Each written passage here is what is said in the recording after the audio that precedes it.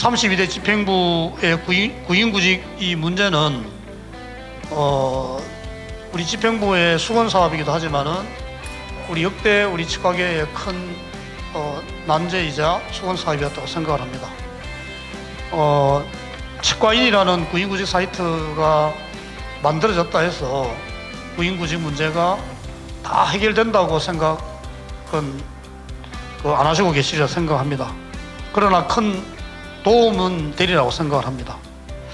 이러한 전환점을 맞이해서 앞으로 우리 개원가의 구인난이 해소될 수 있는 큰 그런 터닝 포인트가 되기를 바라고, 또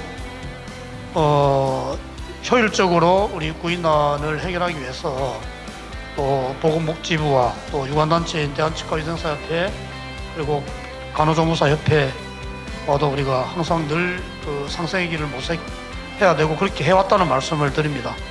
좋은 안들이 많이 논의가 되어서 우리 개원가에 큰 희망을 줄 수 있는 그런 의미 있는 공청회가 되기를 바랍니다. 감사합니다.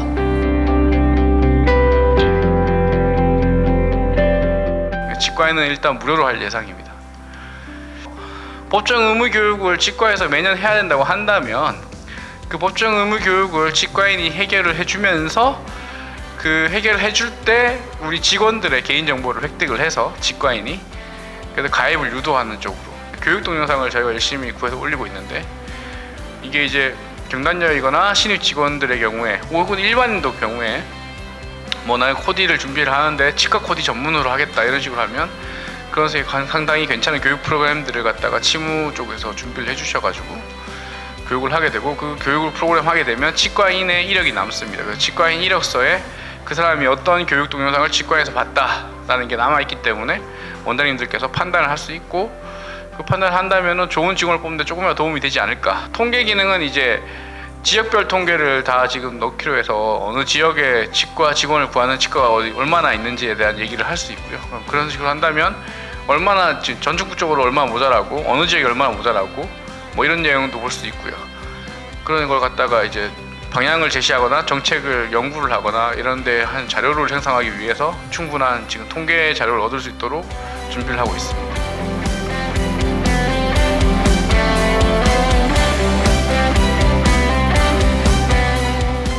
진료 영역에서 이제 전문성을 발휘하면서 직업의 보람을 느낄 수 있는 기회가 적다라는 것도 있고, 육체적, 정신적 노동 강도가 여타 다른 직군에 비해서 높을 뿐만 아니라 취업 이후에도 지속적인 학습과 자기 기량 연마를 해야 하는 등 평생 배워야 하는 직업이라는 점, 그리고 위와 같음에도 불구하고 최근 대폭 인상된 최저시급과의 급여 격차가 좁혀져 있어 치과 종사자들이 근무 난이도에 비해서 상대적으로 급여 수준이 낮다라고 하는 인식을 가지고 있다는 점, 이런 점들을 문제로 삼을 수가 있을 것입니다.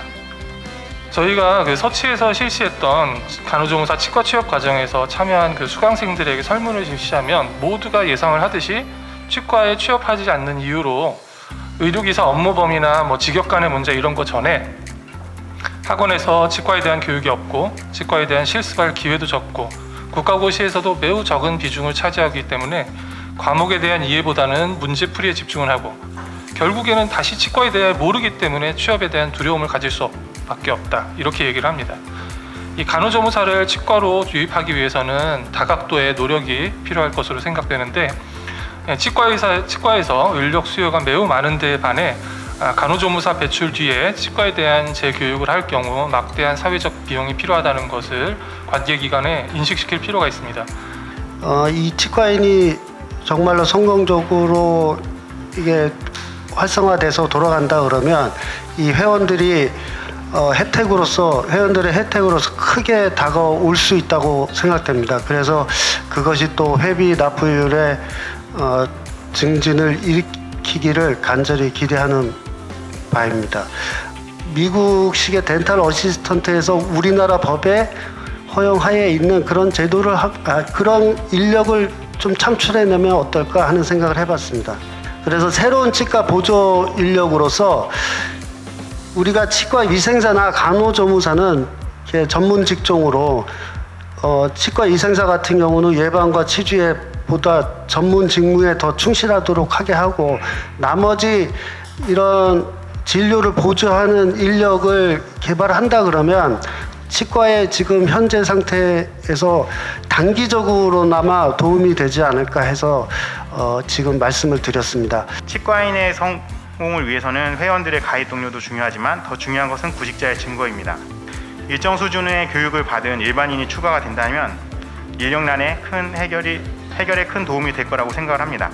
더 나아가서 치과의사가 주최하는 협회에서 아까 전에 말씀하셨던 브로커 역할뿐만 아니라 YWCA 같이 교육, 관리, 취직 후에 또 이제 관리 및 양질의 인력들이 치과에서 지속적으로 일할 수 있도록 돕는다면 이들이 새로운 치과 내에 직역이 되어 고용하는 치과의사 회원들에게도 신뢰를 줄 수 있다고 생각을 합니다.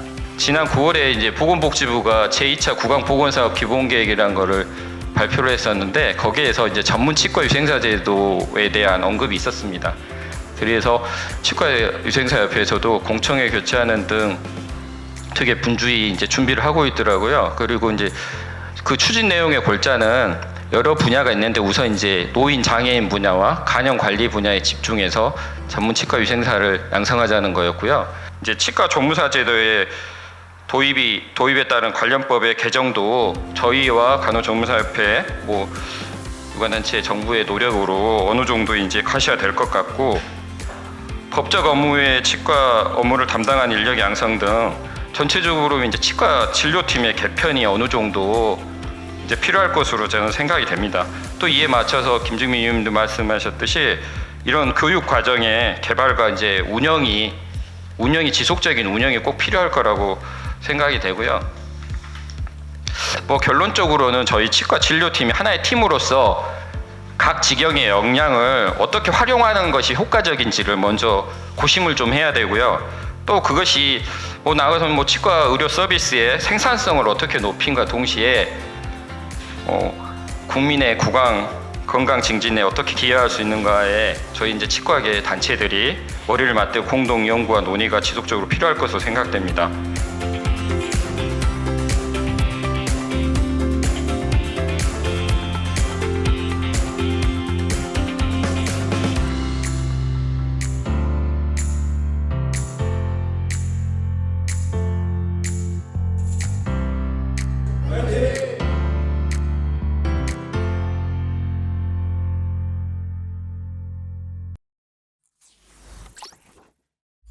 치과계 넘버원 채널 7신부 TV